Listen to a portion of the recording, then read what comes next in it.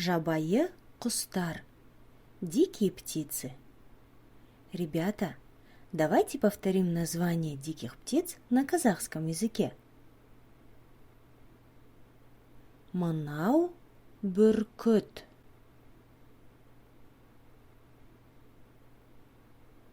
Мынау тоты құс. Мынау қарға. Мынау торғай.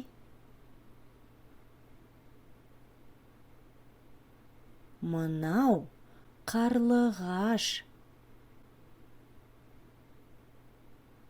Мынау аққу. Мынау көгершін. А сейчас давайте поиграем. Отгадайте дикую птицу и назовите ее по-казахски. Мынау не? Мынау тоты құс. Мынау не?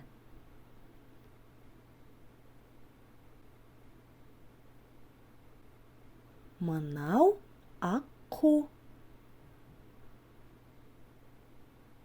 Мынау не?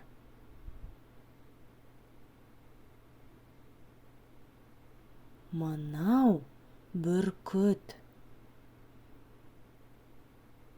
Мынау не?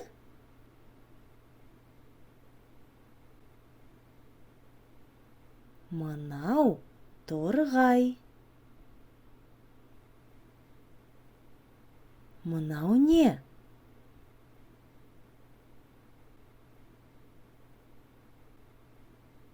Мынау көгершін.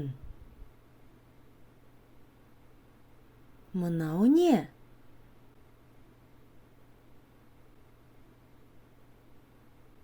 Мынау қарға.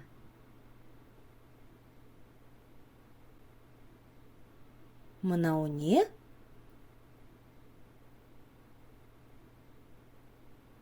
Мынау қарлығаш. Өте жақсы балалар. Ребята, вы знаете, что почти все птицы умеют летать. Сейчас мы с вами будем составлять предложения. Сначала нужно назвать птицу по-казахски, а потом сказать, что она летает. Летает ошады. Давайте вместе повторим. Ошады. Ошады. Повторяйте вместе со мной.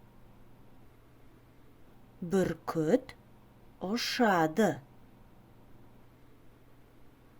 Тоты құс ошады. Аққу ошады. Торғай ошады. Көгершін ошады. Қарға ошады. Қарлығаш ошады. Өте жақсы балалар.